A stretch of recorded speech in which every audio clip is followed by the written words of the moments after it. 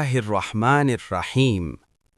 رمضان ختم ہوتا ہے اور فوراً عید آ جاتی ہے۔ کیا ہم نے کبھی سوچا کہ ایسا کیوں ہے؟ کیا عید صرف خوشی منانے، نئے کپڑے پہننے اور کھانے پینے کا دن ہے، یا اس کے پیچھے کوئی بڑا مقصد بھی ہے؟ اسلام ہمیں بتاتا ہے کہ عید دراصل انعام کا دن ہے۔ رمضان پورا مہینہ بندہ روزے رکھتا ہے، نماز پڑھتا ہے، قرآن کی تلاوت کرتا ہے، اپنے نفس کو قابو میں رکھتا ہے۔ یہ ایک روحانی محنت ہوتی ہے، اور جب یہ مہینہ مکمل ہو جاتا ہے تو اللہ تعالیٰ اپنے بندوں کو عید کی صورت میں خوشی عطا فرماتے ہیں۔ نبی کریم صلی اللہ علیہ وسلم نے فرمایا، ہر قوم کی ایک عید ہوتی ہے اور یہ ہماری عید ہے۔ صحیح بخاری۔ یعنی عید مسلمانوں کی پہچان ہے، ایک خاص دن جو اللہ نے ہمیں عطا کیا ہے۔ لیکن یاد رکھیں، عید صرف خوشی کا نام نہیں بلکہ شکر کا دن ہے۔ اللہ تعالیٰ قرآن میں فرماتے ہیں، وَلِتُكْمِلُوا الْعِدَّةَ وَلِتُكَبِّرُوا اللَّهَ عَلَى مَا هَدَاكُمْ وَلَعَلَّكُمْ تَشْكُرُونَ۔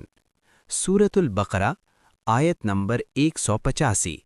یعنی تاکہ تم گنتی پوری کرو اور اللہ کی بڑائی بیان کرو کہ اس نے تمہیں ہدایت دی، اور تاکہ تم شکر گزار بنو۔ اس آیت سے واضح ہوتا ہے کہ عید کا مقصد اللہ کی بڑائی بیان کرنا اور شکر ادا کرنا ہے۔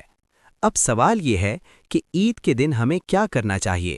سب سے پہلے فطرانہ ادا کرنا، تاکہ غریب بھی عید کی خوشیوں میں شامل ہو سکیں۔ پھر عید کی نماز ادا کرنا، جو مسلمانوں کی اجتماعی عبادت ہے۔ اس کے بعد ایک دوسرے کو مبارکباد دینا، رشتہ داروں سے ملنا اور خوشی بانٹنا۔ لیکن سب سے اہم بات یہ ہے کہ عید ہمیں یہ یاد دلاتی ہے کہ جو نیکیاں ہم نے رمضان میں کیں، انہیں رمضان کے بعد بھی جاری رکھیں۔ اگر ہم نے صرف رمضان میں عبادت کی اور پھر سب چھوڑ دیا تو ہم عید کے اصل مقصد کو نہیں سمجھ سکے۔ اصل کامیابی یہ ہے کہ رمضان ہمیں بدل دے، ہماری نماز، ہمارا اخلاق، ہماری زبان اور ہمارا کردار بہتر ہو جائے۔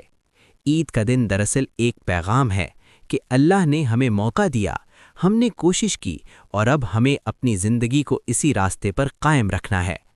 اللہ تعالی ہمیں عید کی حقیقی خوشیاں نصیب فرمائے اور رمضان کی نیکیوں کو ہمیشہ قائم رکھنے کی توفیق عطا فرمائے۔